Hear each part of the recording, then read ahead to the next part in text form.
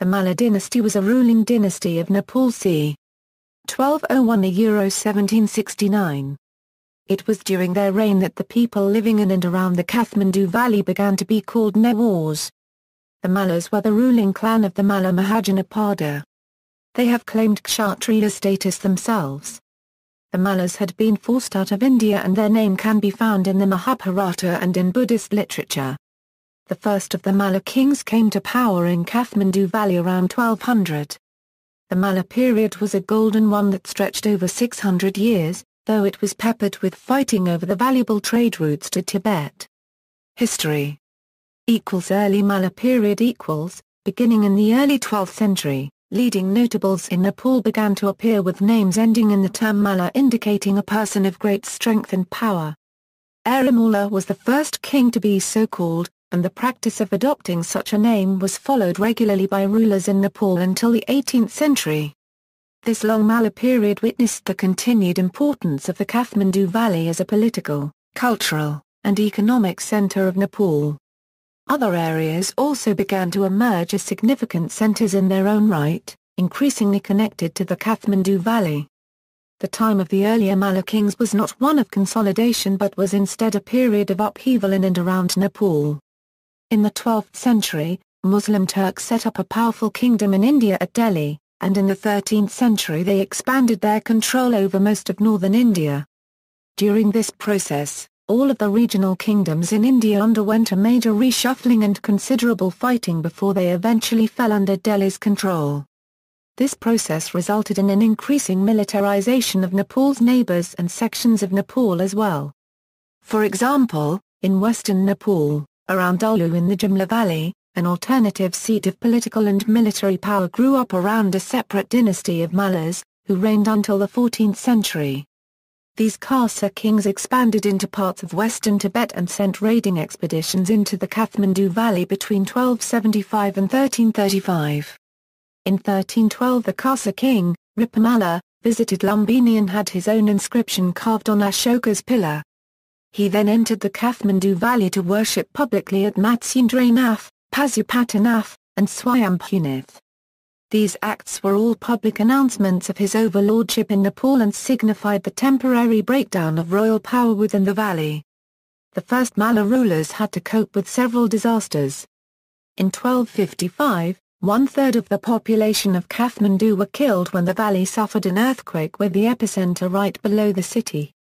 A devastating Muslim invasion by Sultan Shams-ud-Din of Bengal in 1345–46, during the reign of Jaharajadeva, left plundered Hindu and Buddhist shrines in its wake.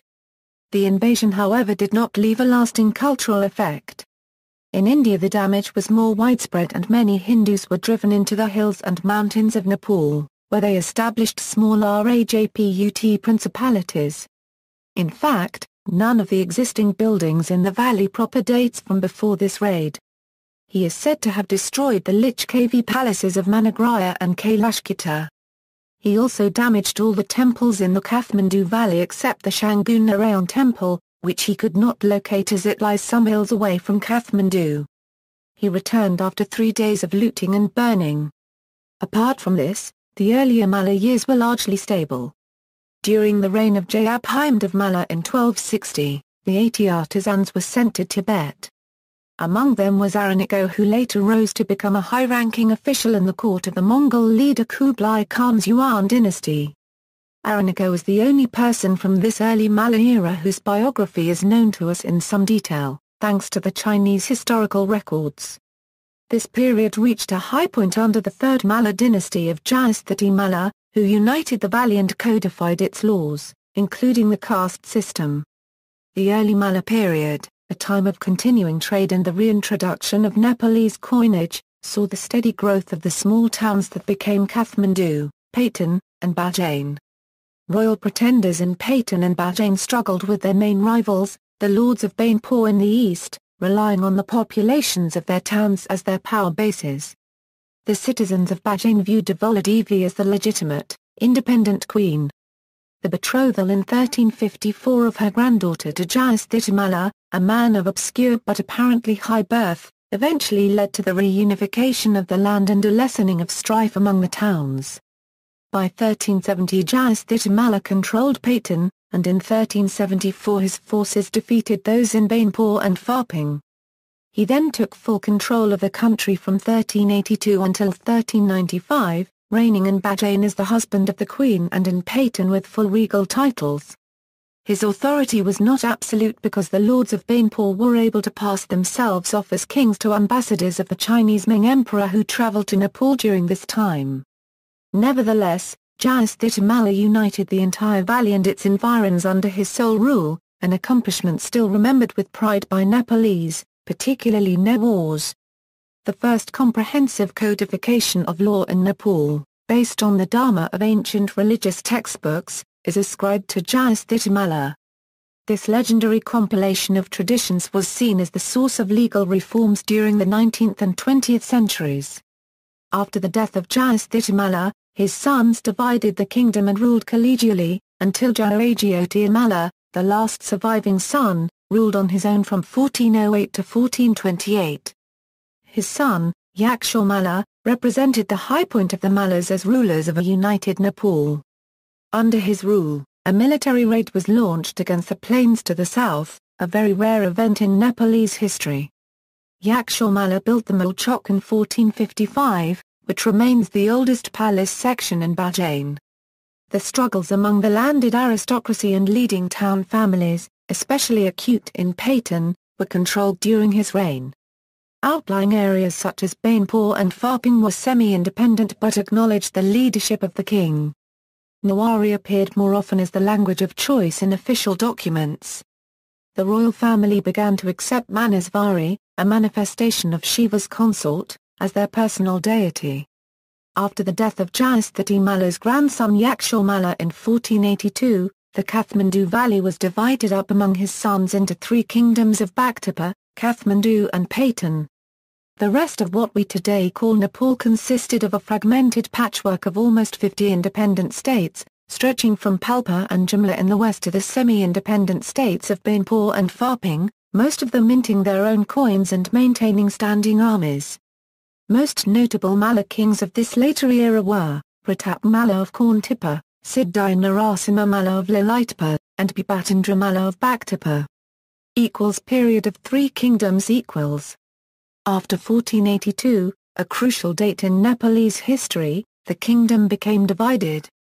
At first, the six sons of Yaksha Malla attempted to reign collegially, in their grandfather's pattern.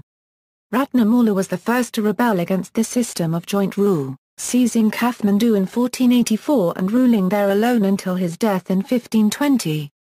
Ranamala, the eldest brother, ruled Bajang with the other brothers until his death, when the crown there passed in the hands of his descendants. Bainpur broke away under Ramamala until its reincorporation into the Bajane kingdom in 1649. Patan remained aloof, dominated by factions of its local nobility, until Saivasimha Malla, a descendant of Ratnamala, conquered it in 1597 and united it with Kathmandu. On his death, however, Kathmandu and Patan were given to different grandsons and again separated. The centre of Nepal thus remained split into three competing kingdoms, roughly based on Bajane, Kathmandu, and Patan. The influence of these petty kingdoms outside the valley varied over time. Bajane extended its feeble power as far as the Dadkosi in the east, Kathmandu controlled areas to the north and as far west as Nuwakot, and Patan included territories to the south as far as Machanpur. The relationships among the kingdoms within the valley became quite convoluted. Although all three ruling houses were related and periodically intermarried, their squabbles over minuscule territorial gains or ritual slights repeatedly led to warfare. The kings attended coronation rituals or marriages at each other's capitals and then plotted the downfalls of their relatives. The period of the three kingdoms the time of the later Malays lasted until the mid-18th century. The complete flowering of the unique culture of the Kathmandu Valley occurred during this period, and it was also during this time that the old palace complexes in the three main towns achieved much of their present-day forms. The kings still based their legitimate rule on their role as protectors of Dharma, and often they were devout donors to religious shrines. Kings built many of the older temples in the valley, gems of late medieval art and architecture, During this late Malla period, Buddhism remained a vital force for much of the population, especially in its old seat of Patan. Religious endowments called Guthi arranged for long-term support of traditional forms of worship or ritual by allowing temple or vihara lands to pass down through generations of the same families. This support resulted in the preservation of a conservative art, architecture, and religious literature that had disappeared in other areas of South Asia. Newari was in regular use as a literary language by the 14th century and was the main language in urban areas and trading circles based in the Kathmandu Valley. Maithili, the language of the Tirhut area to the south, became a popular court language during the 17th century and still was spoken by many people in the Tri in the late 20th century. In the west, Khas Bhasha, or the language of the Khasa, was slowly expanding, only later to evolve into present-day Nepali. The final centuries of Malla rule were a time of great political change outside the Kathmandu Valley. In India, overlordship in Delhi fell to the powerful Mughal dynasty. Although the Mughals never exercised direct lordship over Nepal, their empire had a major indirect impact on its institutional life. During the 16th century, when the Mughals were spreading their rule over almost all of South Asia, many dispossessed princes from the plains of northern India found shelter in the hills to the north. Legends indicated that many small principalities in western Nepal originated in migration and conquest by exiled warriors, who added to the slow spread of the Khasa language and culture in the west. Along with these exiles came Mughal military technology, including firearms and artillery, and administrative techniques based on land grants in return for military service. The influence of the Mughals is reflected in the weapons and dress of Malla rulers in contemporary paintings and in the adoption of Persian terminology for administrative offices and procedures throughout Nepal. Meanwhile, in Tibet, domestic struggles during the 1720s led to decisive intervention by the powerful Qing rulers of China. A Chinese force installed the 6th Dalai Lama in Lhasa in 1728, and thereafter the Chinese stationed military governors in Lhasa to monitor local events. In 1729, representatives of the three Nepalese kingdoms sent greetings and presents to the Chinese emperor in Beijing, after which the Qing viewed Nepal as an outlying tributary kingdom. The expansion of big empires in both the north and south thus took place during a time when Nepal was experiencing considerable weakness in its traditional center. The three kingdoms lived a charmed life isolated, independent, and quarreling in their mountain valley as the systems around them became larger and more centralized. By the 17th century, the mountain areas to the north of the valley and the Karanti region to the east were the only areas that maintained traditional tribal communal systems, influenced to various degrees by Hindu ideas and practices. In the west and the south of the three kingdoms, there were many petty states ruled by dynasties of warrior status, many claiming an origin among princely, or Rajput, dynasties to the south. In the near west, around the Narayani River system, there was a loose confederation of principalities called the Shobisi, including Makanpur and Palpur. In the far west, around the Kanali River system, there was a separate confederation called the Bayasi, headed by the Raja of Jimla.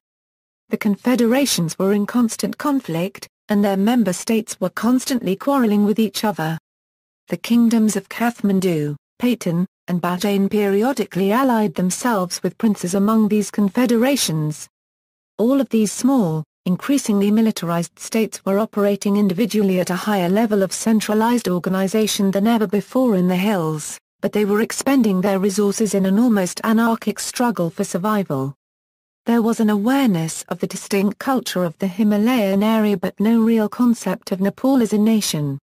The first contacts between the people of Nepal and Europeans also occurred during the period of the later Mallas. The Portuguese missionaries João Paulo Cabral and Estevão Paulo Casler visited Lhasa in 1628, after which Cabral travelled to Nepal.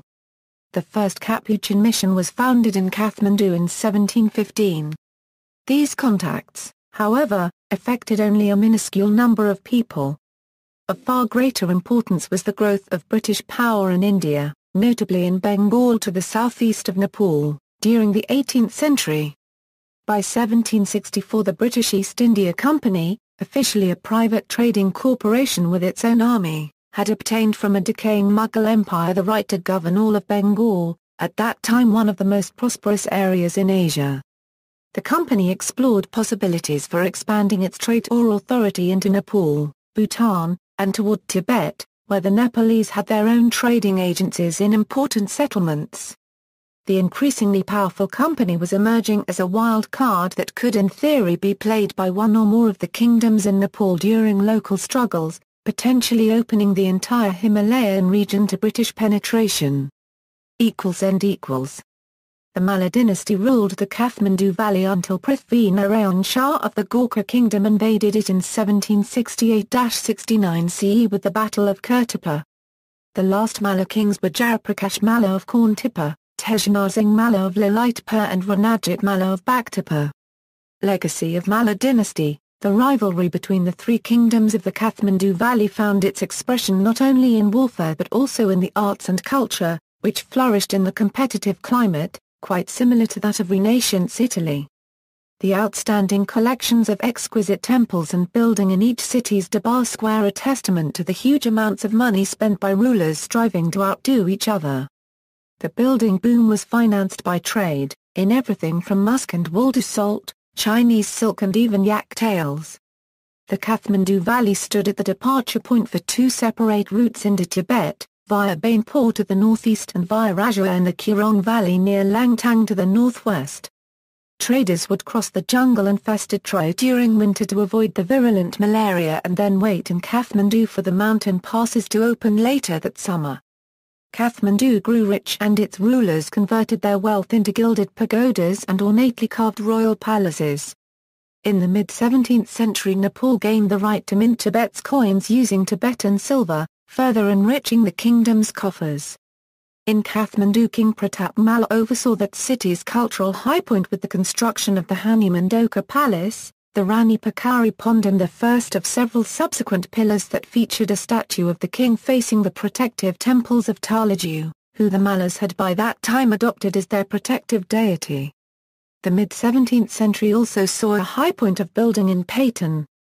The Malla era shaped the religious as well as artistic landscape, introducing the dramatic chariot festivals of Indrajatra and Matsyendranath.